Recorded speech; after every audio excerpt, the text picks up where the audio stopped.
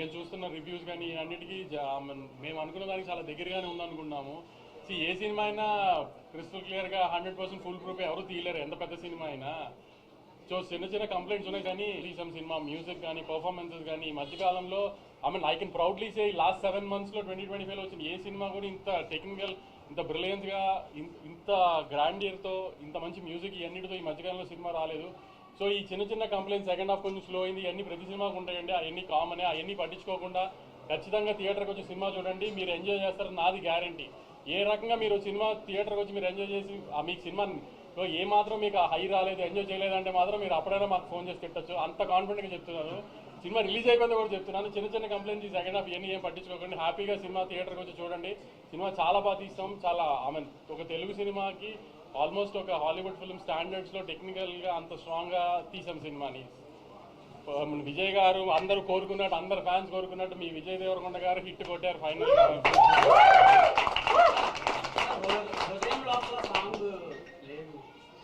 అంటే నువ్వు సినిమా అంతా చూసావు కదా, హృదయ లోపల సాంగ్ పడుతుందా ఎక్కడన్నా? నువ్వు చెప్పు, నీకే ఛాన్స్ ఇస్తున్నా, నువ్వు మళ్ళీ వాళ్ళు వెళ్ళి సినిమా చూడు, ఎక్కడ పడుతుంది అని నువ్వు నాకు చెప్పు, పెట్టకపోతే ఇప్పుడు అడుగు, నేను ఇప్పిస్తా టికెట్ నీకు. హృదయ లోపల సాంగ్ పెట్టకపోవడం చాలా మంది ఫీల్ అయ్యారండి, లవర్స్ వీళ్ళందరూ ఫీల్ అయిన ఉంటారు. ఎందుకంటే విజయ్ దేవరకొండ గారు కిస్ మిస్ అయినట్టున్నారు.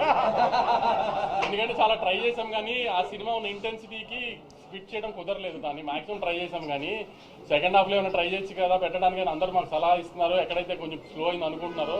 కానీ అక్కడ స్లో అయితేనే క్లైమాక్స్ 20 నిమిషాలు మేము ఏదైతే ఒక బ్యాంగర్ ప్లాన్ చేసామో ఆ బ్యాంగర్ అలా హై వస్తుందని ప్లాన్ చేసాము.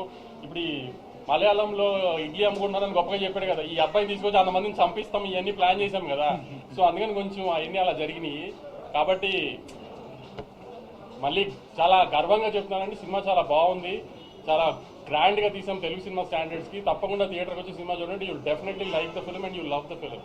Thank you for the audience. కానీ నాకు ఎప్పుడు రివ్యూర్తో గొడవ అని చెప్పుకుంటారు కదా, నేను చాలా హ్యాపీగా ఉన్నాను వచ్చిన రెస్పాన్సెస్ అన్నిటికి కూడా. అందరూ చాలా ఆర్గానిక్గా చేశారు. నచ్చని చిన్న చిన్న పాయింట్స్ నచ్చని అని క్లియర్గా చెప్పారు, నచ్చని చాలా బాగున్నాయని చెప్పారు. I'm very happy with everything. ఒకళ్ళిద్దరు కొంచెం కావాలని చేస్తారు, అది తెలిసి మీ అందరికి కూడా ఎవరు చేసి ఉంటారని కూడా.